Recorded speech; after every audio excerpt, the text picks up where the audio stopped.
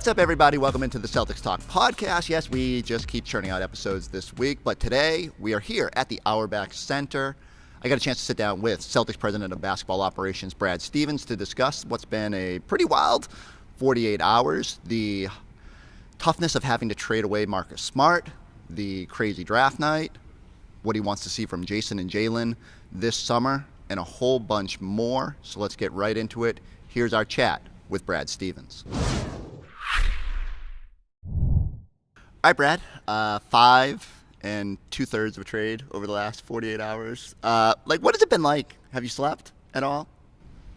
Well, those last couple there's no emotions tied to it, right? And so those don't feel like much more than just reacting to what you think is best in the moment. The first one, that'll make me lose sleep for a long time and has made me lose sleep all week. But certainly, not all trades are the same, I guess, is the way to put it. So, take me through that. You were telling me before we got started here, it's different when you've coached a player and now have to be in this GM role. Did you know that going into this, like how hard it would be in those moments? And you had to go through with Isaiah. It just feels like you've had to cross this bridge a lot with that. Does it get any easier?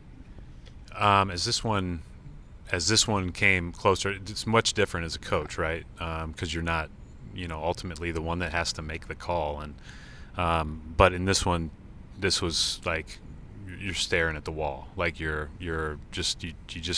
know that in the big picture, with regard to how our team looks and how we needed to even out our positions and talent a little bit based on position, that something, major might happen. And so at the end of the day, you're prepared for that. You're thinking about it, but it doesn't hit you until the moment that, it's like, okay, you doing it or not? And that's the moment where it's, where you think about it. Is there a pause there? Of course, especially in those. And like when you're trading, pick number 25 for 31 and 2 future seconds, there's no emotion attached, right? But there's a lot of emotion attached here. What do you have favorite memories from? I don't, if it feels weird, I don't want to make you think about it even more. But when you look back at the Marcus, the love and trust era, what will stand out? So this is what I said last night. One of the things that's pretty cool is when you're in a place for 9 years, like Marcus is whenever he comes back. And next year when he comes back with Memphis, the place is going to go bonkers. When he comes back, in the summers, when he comes back, whenever, right? He's really beloved here, and for the same reasons that everybody else does. I did. I love how hard he plays. Love how tough he is. More so, love the stuff he did in the community and the people that he touched and everything else. And he was a really good Celtic. He won a lot of games, did a lot of good things. He left it better than he found it, and we appreciate that. I think one of the hardest parts because fans are emotional too. You develop an attachment to that. Is how do you replace maybe not so much the on-court stuff? You've said you have that depth at the guard position. How do you replace the intangibles with Marcus? Is that possible? Is that just does Jalen and Jason have to be more leaders? How does that work? I think those guys are. We've got so many good leaders in the room and so many voices that are really good. I said this last night.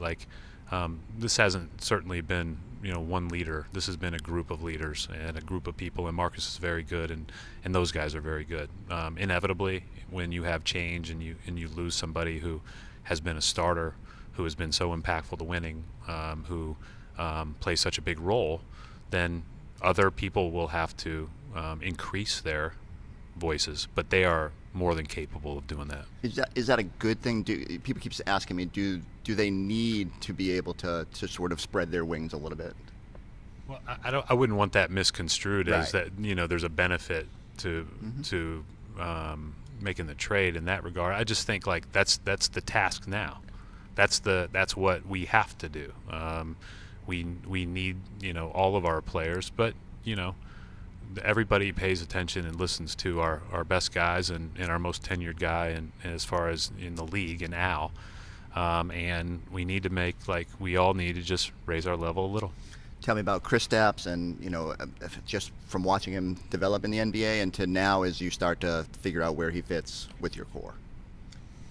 Yeah, I mean, Kristaps obviously brings a lot to the table. He's very skilled, obviously super long. He can play with anybody in our roster. He can play the 5 as a standalone. He could play the 4 next to Al or Rob. And to be candid, his skill set, if you have 2 athletic bigs out there with him, he could probably be the 3 at times, right? That gives us some options and some deterrent from a size-wise. But I've been really impressed with his growth. I think sometimes when people get into the league, people form narratives of their game early on. Mm-hmm. And, I think you have to watch to see the growth, and I've been really impressed with his growth. Part of getting that trade to the finish line was that the reports are that another one kind of fell apart. How do you go about talking to Malcolm about how that went down, and how important can Malcolm be to your team next year? Well, Malcolm's really important, and that was tough, and that's and he certainly that doesn't deserve that, and and I feel for him, and we've talked obviously since then. There are a lot of narratives out there because of that are that certainly are inaccurate, and the bottom line is right now he's going through a period of 4 to 8 weeks where he's resting and rehabbing, as suggested by our docs, as suggested by the third-party doc that he went to see, and we expect him to, he feels good, and we expect him to be back, right at the start of the season and have the great year that he's had every year he's been in the league. So we're excited about that, but it's hard for him. That's the other part, like being in the rumors and stuff. That stinks, and yeah. So we've talked about that. It's hard. Tell me about new collective bargaining agreement comes in. It feels like it's forcing everyone to sort of alter maybe the way they build rosters, the way they look at their future, especially given that. Like, how did you did this new CBA maybe alter how you had to approach this offseason, or alter the way that you would have approached it as early as last year with bringing in Malcolm and just kind of taking that all-in approach? I mean, it definitely is factoring into every decision that we make. This is not watch film and all sit in a room and figure out what you want to do. This is put your version of Excel spreadsheets on the 4 screens in the room and figure out what you want to do and how you can manage it all the way through an extended period of time. And obviously, what you do now, you can change over time, but you also have to just be cognizant of, once you get to that second apron, right, there are going to be tools that are taken away, especially in future years. We're really lucky to work in a place where, ownership is willing to spend and to do what it takes, and we're doing it again. But at the end of the day, we also have to be cognizant of not taking away too many tools now as a result of the new CBA. And how do you balance that? Like, as you're putting, I know you can't really get into like specifics for everybody, but I mean, does one trade for 22nd round picks? No, I don't. No, I think that's a real thing. It's a balance, and it is new. There are things that are going to be affected because of it in every team across the league. There is a transition period that the new CBA is that we have here before the second apron penalties become even harsher over the next couple of years. Does that put a priority on this year? Does that make this year a little bit more like, okay, we kind of gotta lean into it a little bit more?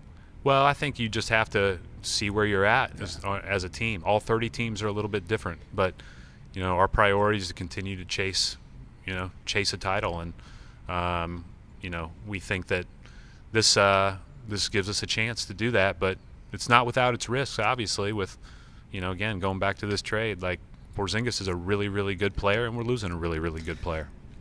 I'm not sure how much math you expected when you took over this job, but it gets really important now. Like, can you have 3 big salaries and put a roster? When I was a kid, my mom took me to one of those people that are going to predict what you do for your life, and they said I was going to be an actuary or a coach. And Man, this week sure has felt like both, and I'm not sure that I'm cut out to do either one of them. But it's a nice combination of the two. So can you fit three salary? Like I crunch the numbers. I'm not Darren. Like how do you do it? How do you make it work?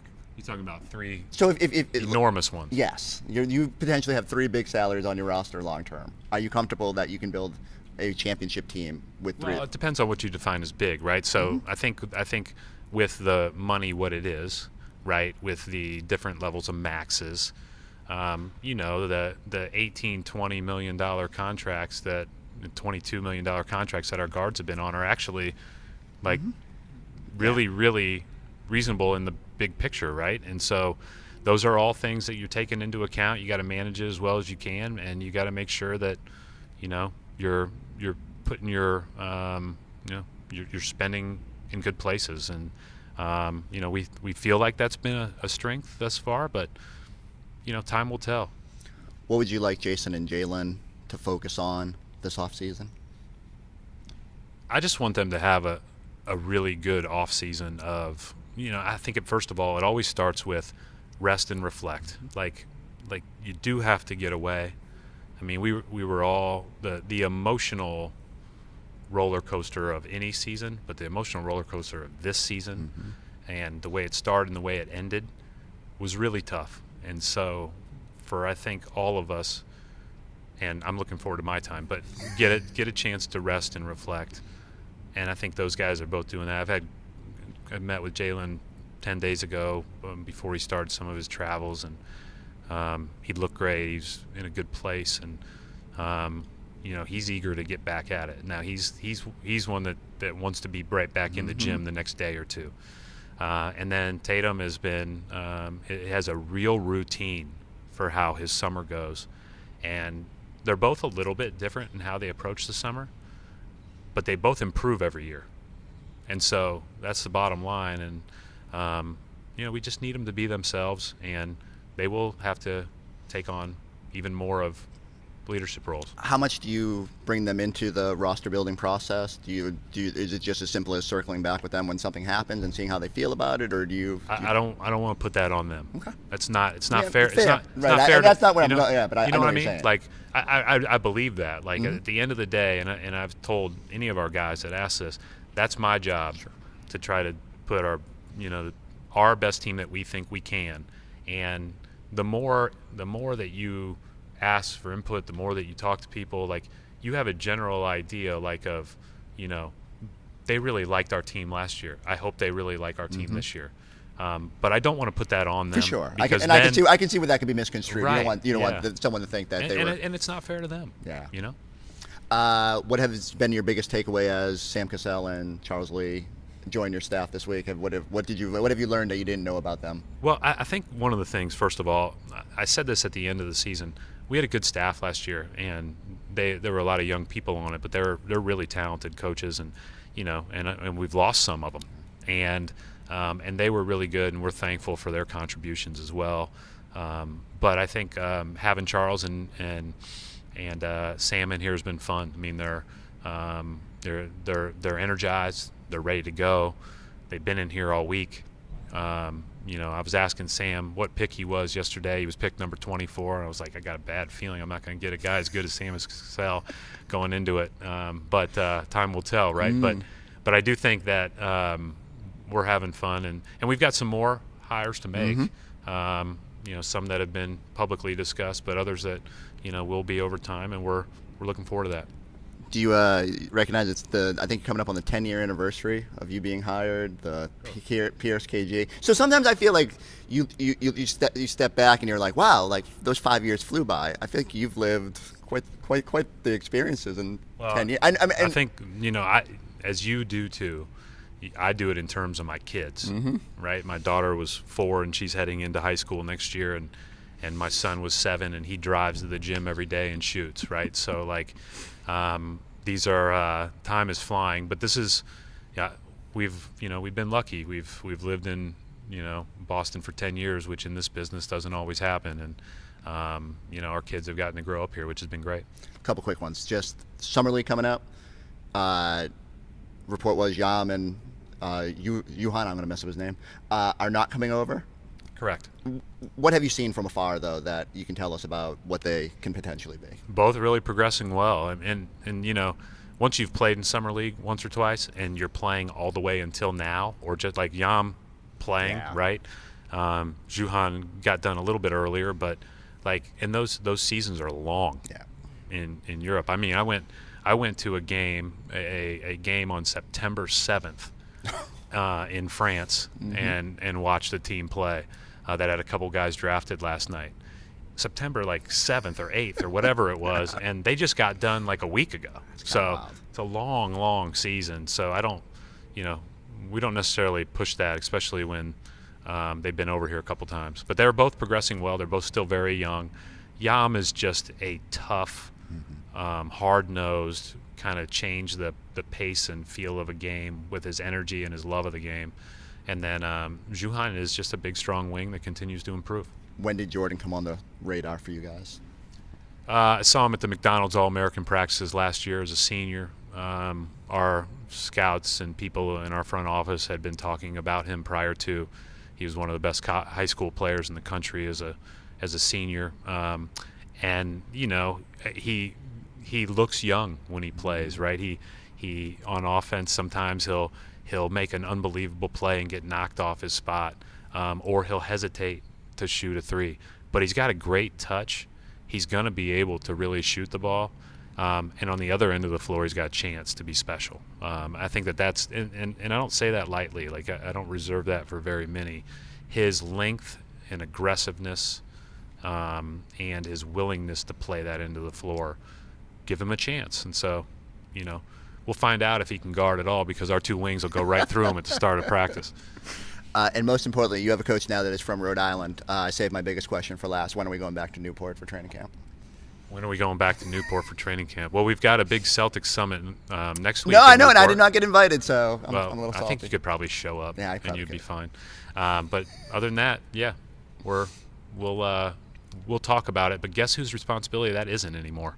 I mean, so if Joe came to you and said he'd want to go to Rhode Island for training camp, you might. Because I need to know who I need to start badgering about this. It would all be about how many hours he gave me to stroll along the cliff walk. That would be what we would have to negotiate. Think about how relaxing it would be. Think how the start of the season's always relaxing, and the draft is fun, and it's always relaxing. Sometimes you just need to grab an awful, get on the cliff walks, just soak it all in. That would be a nice place to be today, right? To have a nice little walk and kind of get away from it all. Well, like you said, you'll be there next week. That's right. All right, thank you, Brad. Hey you! Have you downloaded the new NBC Sports Boston app yet? It has the latest news, analysis, commentary, and insights from the experts, including Tom Curran, Phil Perry, John Tomasi, and yours truly, Chris Forsberg. You can also listen to podcasts, follow live scores and stats, catch highlights, and watch behind-the-scenes content and interviews. You can download the NBC Sports Boston app now in the App Store or on Google Play. Find the link in the show notes. All right, you can see it in Brad. Feel bad. I'm not sure he's been able to leave this building very often over the last few days. A lot of moving parts as the Celtics sort of determine how this team will look next season, as we all brace for that second apron and all the new CBA rules. Still a lot left to determine here for Brad Stevens, a lot of roster decisions ahead to figure out how exactly this will look. But Jason Tatum, Jaylen Brown, Kristaps Porzingis, they've got the start of what they hope is going to lead them back to the championship stage. I need everybody to go like, subscribe, check us out on the YouTube page. We'll catch you next time on the Celtics Talk Podcast.